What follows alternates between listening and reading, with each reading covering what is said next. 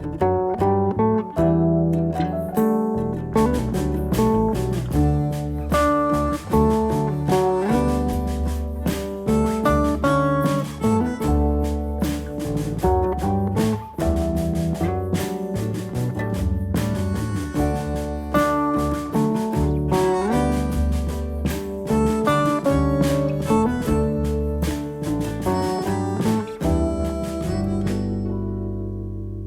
I'm Frank Caruso, producer of Oregon Life. I went back in our archives for this week's shows. We visit the Wienermobile, the Firefly, Rhoda's Mustard, and Old World Floors. So stay tuned.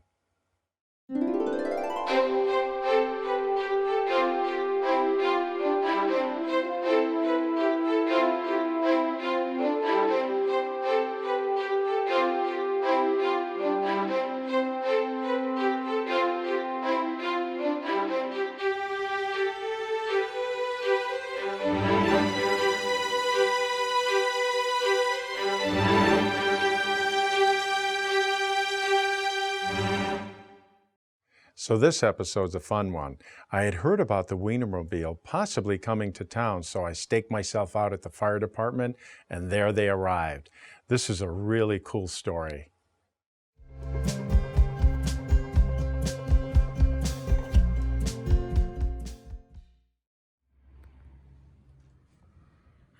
My name is Nina LeBrun. I graduated from Oregon High School in 2016.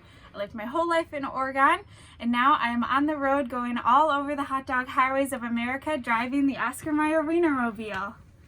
This is great. So how long, is this an internship or a job? Yeah, so Oscar Mayer hires 12 recent college grads every year, so it's a full-time job for a whole year.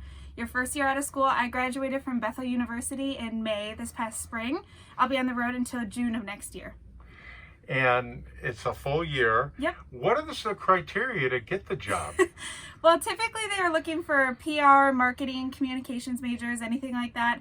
I didn't have those qualifications. I actually studied neuroscience in college, but I had wanted this job since I was really little. So I tried and tried and tried through all the rounds of interviews and had the right personality for the job. I frankly just got lucky to get the job because they get between 6,000 and 8,000 applicants from around the country for this job. So you go state to state. Have you been to every state yet? No, not yet. So this is our, I believe, 8th state on the map, but we just got started in July, so we've got a lot of time left to see all around the hot dog highways. Now you're in Wisconsin now. Where are you heading next after you leave here? You're actually in Oregon, Wisconsin. Yeah. Where are you heading after this? I think next week we're in Indianapolis. Indianapolis? Mm-hmm. And you drive, stay in hotels, motels, sort of thing? It's exactly. all planned out? Yep.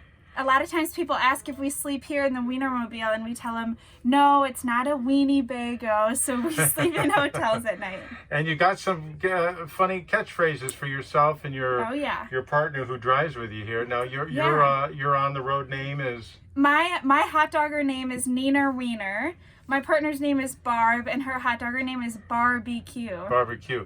So when you go out to places you stop at, now today you're at the library and at our frozen yogurt facility. Does anyone serve hot dogs? Yeah, so actually tonight at Liliana's they'll be serving hot dogs, and then on Sunday we'll be at Fitchburg Farms. They're serving hot dogs there. So we ourselves don't serve them, but we're happy to work with whichever event coordinators we're working with to have them at our events. And what's the favorite hot dog to serve? Ooh. For me, I really like the turkey dogs. Those are my favorite. Barb is just an original girl. She likes the original hot dogs from Oscar Mayer. Yes. And will you be going to Chicago for Chicago dogs in Chicago with the Wienermobile? Hopefully. My partner Barb is actually from Chicago, so we're hoping to get there at some point this year. And one of our teammates, there's 12 of us hot doggers. One of our teammates, that's his favorite kind of dog. Barb likes mac and cheese on her hot dog. I like ranch on mine, honestly. Okay. So anyone you want to say hi to out there? Hi, Mom. Hi, Dad. Well, thanks for being with us.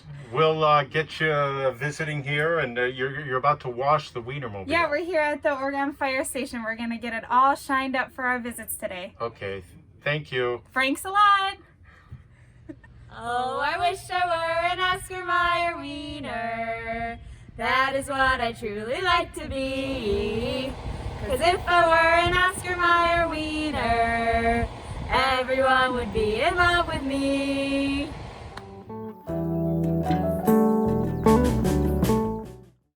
Good morning, Torhorst Insurance. This is Randy. Torhorst Insurance, this is Christine. How can I help you? Torhorst Insurance, this is Chad. Oh, hey, Sean. Hey, Sarah. How are you doing today? Oh, hey, Jerry. How you doing? At Torhorst Insurance, we believe in Oregon. And we also believe in the important service OCA Media provides for our community. Torhorst Insurance is happy to support programs like the one you are watching. Your locally owned and operated insurance agency, serving the needs of our community for over 40 years.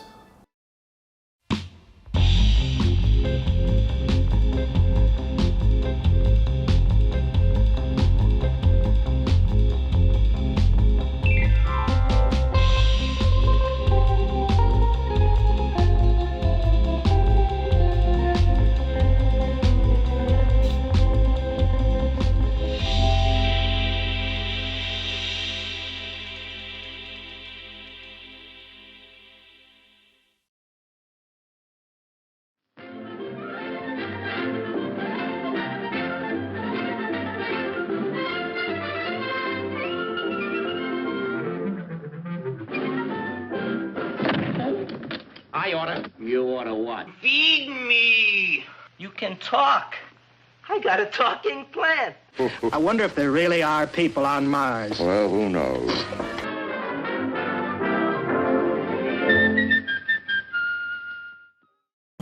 Meet the scan, a simple procedure whose mission is to detect lung cancer early.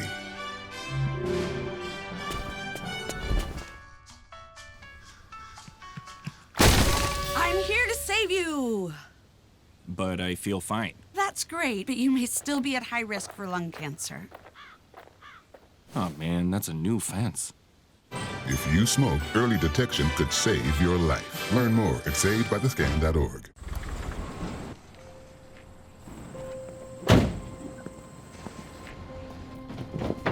Dad, they took over my bedroom. Come on, come on.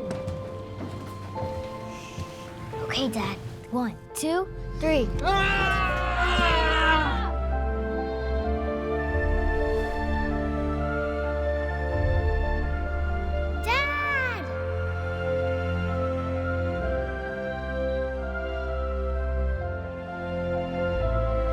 You saved me.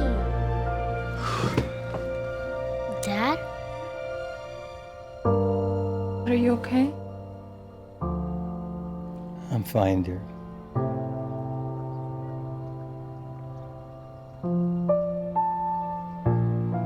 Your hero needs you now, and AARP is here to help. Find the care guides you need at aarp.org/caregiving.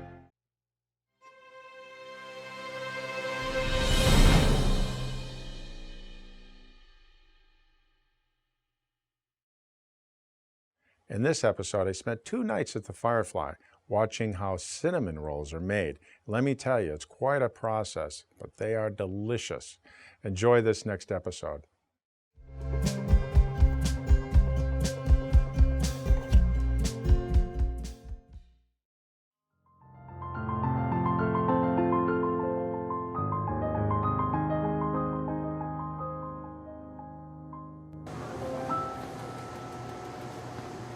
Hi, I'm Uriah Carpenter, and I'm a baker at Firefly Coffee House. The first thing that we do is we take the milk and heat it to create a warm temperature for the yeast to grow in. That's going to go into our mixing bowl, which actually serves 2 purposes. One is that we need to bring down the temperature of the milk so the yeast don't instantly die. But also it warms the stainless steel, and so it kind of gives you the sort of the warm, lukewarm oven. Now that our milk has come to temp, we're going to add in our flour and yeast mixture here. This is going to create our sponge, which will form the basis when we start kneading the roll. We're going to just cover our yeast here with a little bit of flour to give it a nice little blanket. And now just going to take a short rest. Open up our eggs for the rolls. So this is our sponge, yeast sponge. It's been raising. So it's raised quite a bit. It has that wonderful beery yeast smell to it. It kind of smells like a brewery. So we'll just take this and kind of knock it down. Take our flour. Yep. A little well in there. And then in go our eggs. So we need to form the gluten in the roll, and so we need all the flour to become stretchy and super sticky. Just getting our butter sort of depapered here, ready to go into the dough. We know that it's ready when it passes the window pane test. So we should be able to grab a little bit of dough. You should be able to stretch it just so that you can see through it. All right, now it's ready for the butter.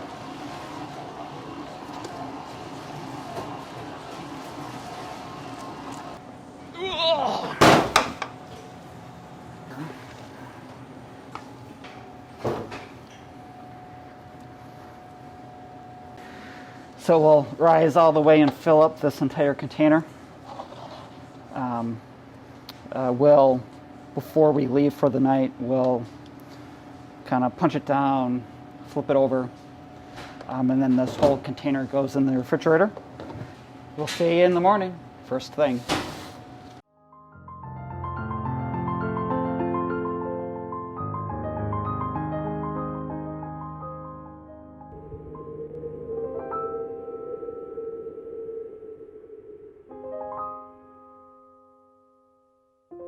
Good morning. Let's roll it. So this all came about when I was on a motorcycle trip through Canada, and we had stopped at the world's largest freshwater island, and the campground owner told us that there was a local cafe that made cinnamon rolls that were only available twice a week and at a certain time, and they only made so many, and there was usually a line to get them. So we made it there, had breakfast, got the cinnamon rolls, and they were kind of And I thought, well, I could do something better than this. Seems like a really good idea, but really wanted something that was extraordinary. And that was the whole nucleus of this sort of strange idea.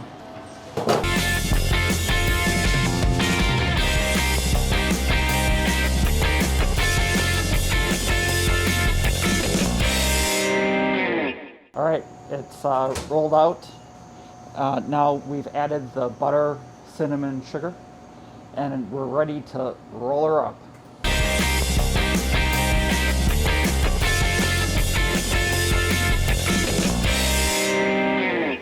Four-foot log here will make 24 rolls, and to get them all the same size, we will typically use a measuring stick.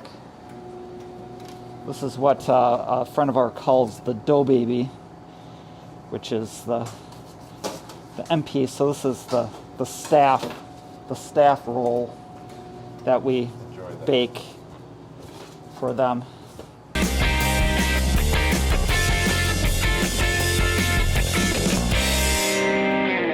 Rolls have been trayed. Now they're going to take a little nappy so that they can loosen, warm up. They go in the rack, and they'll go in the oven in about an hour or so.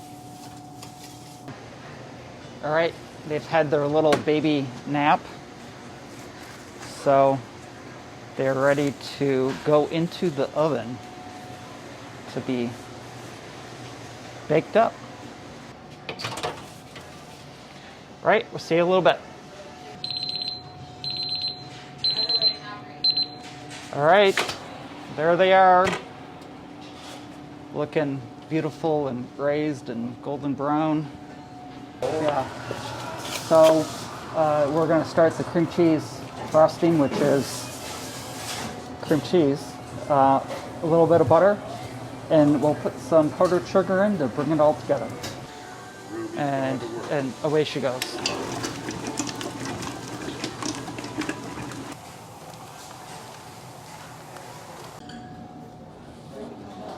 There's our little bit of frosting. You want to lick the beater, Frank? I'd love to. The last step.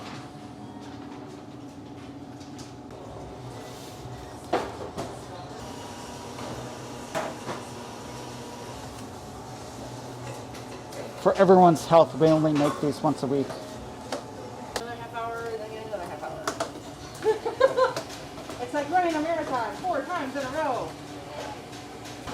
So that's how you make firefly cinnamon rolls. I'm always looking to tell stories, and when I was at J.L. Richards, a woman came in with a case of mustard. So I approached her. Her name was Rhoda. She makes her own mustard. It's a mother and daughter team. A lot of fun in the kitchen. Enjoy this episode.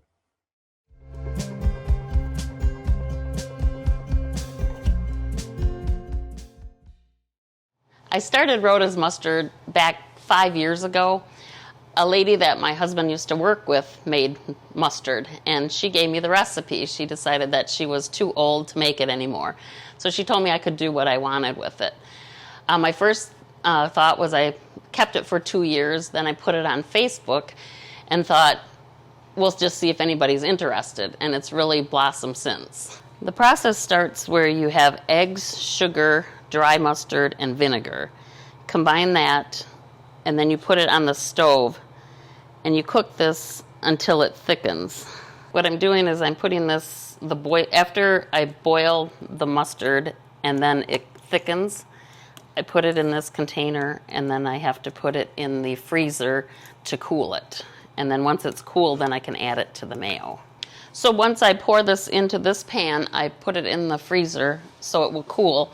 It has to get to room temperature so I can mix it with my mayo.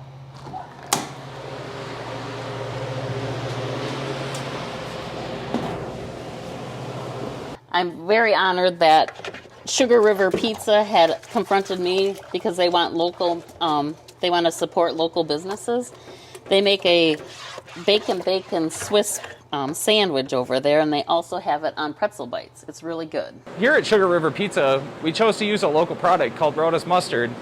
We decided that we would pair it with other local ingredients to make a wonderful sandwich for anybody that chooses to dine here at Sugar River Pizza. So first we're going to start by sauteing some onions.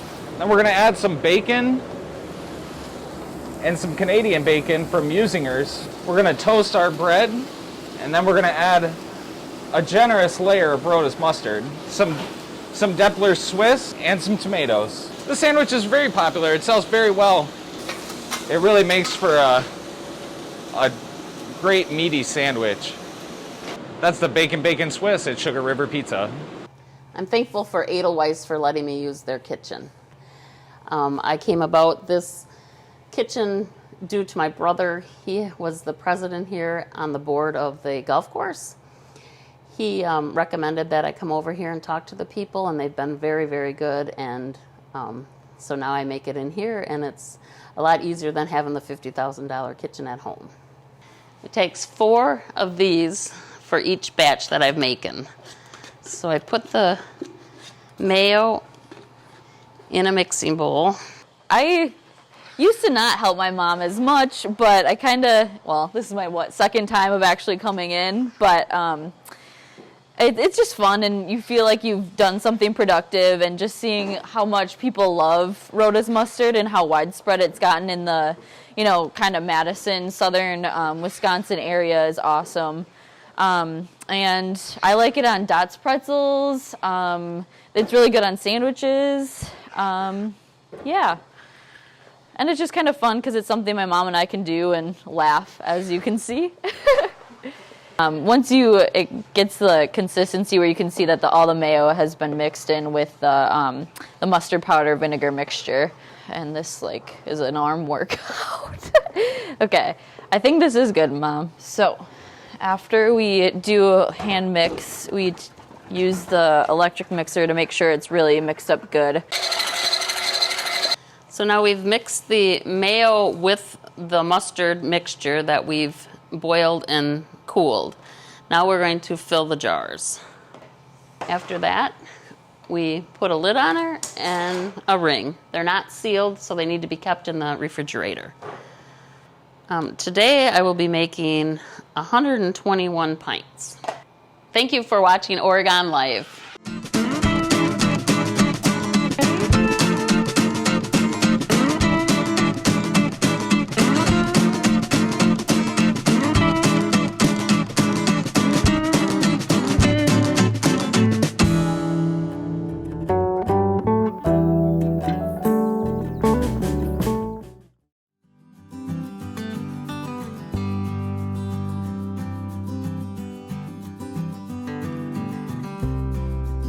There's a great deal of people who are interested in what's going on, and they have thoughts and opinions and passions that they want to share, and I think that's awesome. I think it creates a better product from the government side of things. So when we talk about the library and building a new library, we talk about the building part a lot, but that's not really what it's about. It's really about people.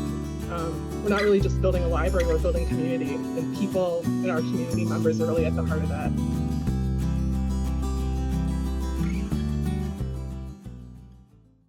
Roll over. When you adopt a shelter pet, you discover all the things that make them unique. And your mother. They're a little bit of a lot of things, but they're all pure love. When I never graduated from high school, I realized I wanted to go back to school because I didn't want to work these back-breaking jobs the rest of my life. With the help of my father and having my son, that was all the motivation that I needed to come back to school. I felt accomplished, made me feel that I could take on whatever challenges life throws at you. Find free adult education classes near you at finishyourdiploma.org. Today I'm going to talk to you about physics. Come on in, girls. Let's go.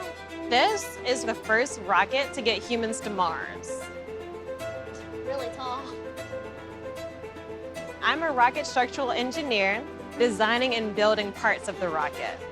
You are the generation that will be stepping foot on Mars. Do I have a group of astronauts on my hands? Yes. You can become a rocket scientist or whatever else you want to be. Bring it.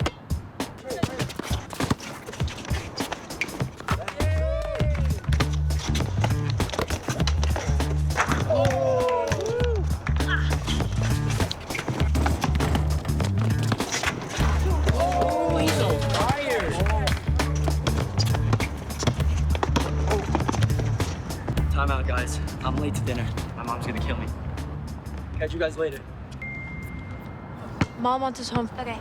Bye, guys. You guys need a ride? Sure. Yeah. All right. How about some one-on-one? I gotta go eat, man. Sorry, I'll see you later.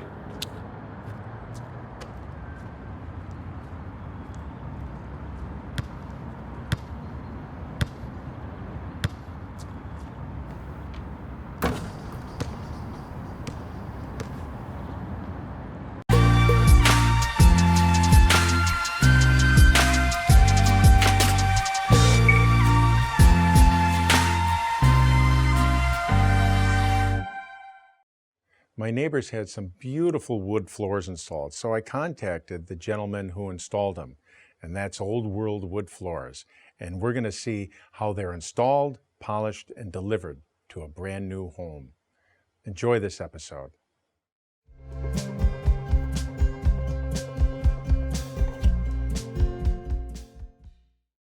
I started this business in college, needed to make some money to get through. And after I graduated from Madison, I decided that working for some other bosses was not what I wanted to do. I'd rather work for myself, because I just got out of the military, so that's what made me decide to do it. Quality was important to me, and that's part of the reason why the name is Old World Wood Floors, is because I wanted to have that craftsmanship in there when people would read the name and think, oh, this is, someone knows what they're doing possibly. But I always enjoyed working with wood, and as the years gone on, become quite proficient at it.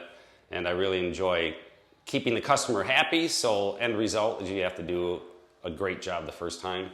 Today we're going to install a 4-inch character grade white oak. Character grade just means that there's a lot of knots, there's some wormholes, mineral streaking, color variations between the boards.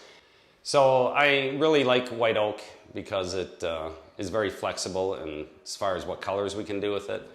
The character grade, we've been using a lot of that lately. A lot of people like that look. Dark colors, for example, are really in right now, coffee, walnut, stuff like that. And white oak is real flexible for that. We can make it any color we would like. Here's an example of the character grade white oak I was talking about. It has knots, and it does have cracks, but these aren't necessarily flaws in the flooring. They're not going to cause any structural issues later. We fill these with a clear epoxy, and once we stain it, you don't even see any of that. You'll still see the knots, obviously, and that's what attracts people to it. Solid wood flooring has a tongue on one side, and then on the other side there's the groove right here. And what happens is when you install these floors, another board comes in with the tongue. It goes in, tongue and groove fits like that. And then we staple it with a 2-inch staple that goes in roughly like at a 45 degrees in here and goes into the subfloor, which holds the floor rather well. This one comes from northern Wisconsin by chance. Actually, a lot of the flooring does. Wisconsin provides a lot of wood flooring for the country and the world, actually. There's one manufacturer that happens to be in northern Wisconsin. They provide maple wood floors for most gymnasiums that you see in basketball courts, high schools, etc. That's where a lot of that maple comes from, is out of northern Wisconsin. So wood flooring has a long longevity.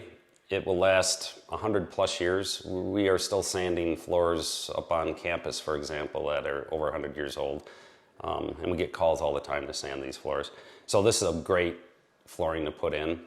Carpet obviously needs to be changed every so often because it gets dirty. Vinyl doesn't wear very well. Yes, wood floors do scratch, but you can get 10, 15 years easily out of a floor before you even have to put a new coat of finish on. And it's not too costly for that. And it saves money from not continually replacing carpeting. We start wood floors by finding some of the straightest walls in the house. That's a good starting point. And today we're just starting this new 4-inch white oak floor. And this is our first run. That's going to run out of this hallway, and it runs the full distance from one end of the house to the other. Well, the job is finished now. We have one last coat of finish to do, but we'll do that at the very end when the owners are getting ready to move in. Here's the completed project. The cabinets have to go on yet, trim has to go on, doors, etc.